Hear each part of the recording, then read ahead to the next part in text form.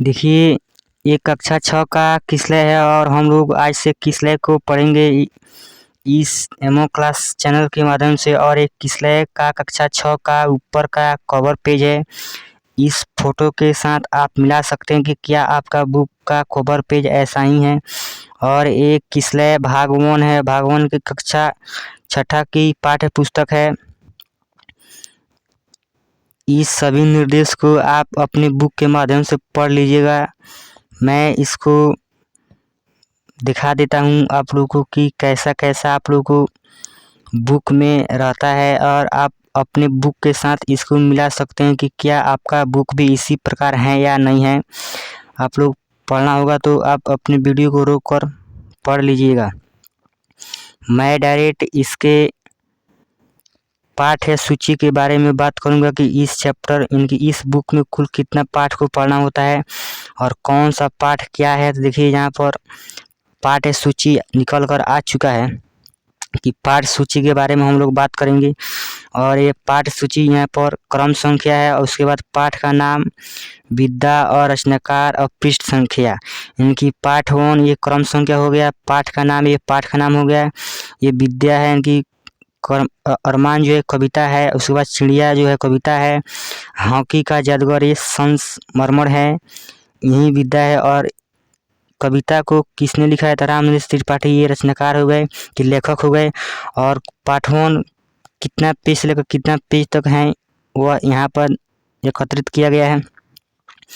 तो अरमान पेज 1 से लेकर पेज 3 तक है कि चार पेज से दूसरा का चैप्टर चालू हो जाएगा।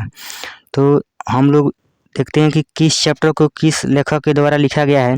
कि अरमान क्या है तो कविता है, और कविता किनके द्वारा लिखा गया है तो रामनिवास त्रिपाठी के द्वारा लिखा गया है। उसके बाद असली चित्र जो दूसरा का नंबर चैप्टर है, असली चित्र क्या है तो कहानी है, कहानी किसके द्वारा लिखा गया है तो संकलित के द्वारा, संकलित रचनाकार के द्वारा कहानी को लिखा है असली चित्र। उसके बाद चिड़िया कविता है और आरसी प्रसाद सिंह के द्वारा इसको लिखा गया है। हॉकी का जादूगर संस्मरण मेजर ध्यानचंद्र के द्वारा लिखा गया है।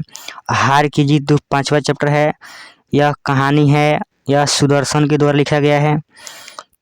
6ठा चैप्टर है तुम कल्पना करो, यह कविता है, गोपाल सिंह नेपाली के द्वारा इसको लिखा गया है। 7 नंबर चैप्टर है पिता का पत्र पुत्र के नाम, कि पिता के पत्र और पुत्र के नाम ये चैप्टर जो है ये क्या है तो पत्र लेखन है। और किसके द्वारा लिखा गया है तो मोहनदास करमचंद गांधी के द्वारा इस चैप्टर को लिखा गया है।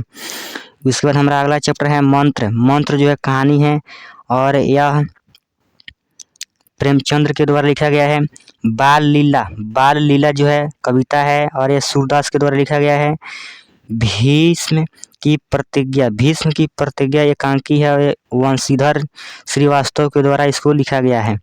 सरजू भैया ये कहानी है, राम वृक्ष बेनीपुरी के द्वारा लिखा गया है। रहीम के दोहे ये कविता है और रहीम के द्वारा लिखा गया है। दादा दादी के साथ एक कहानी है, और नीलिमा सिन्हा के द्वारा इसको लिखा गया है। डॉक्टर भीमराव अंबेडकर जो जीवनी है, यह संकलित है कि डॉक्टर भीमराव के बारे में इस जीवनी में बताया गया है।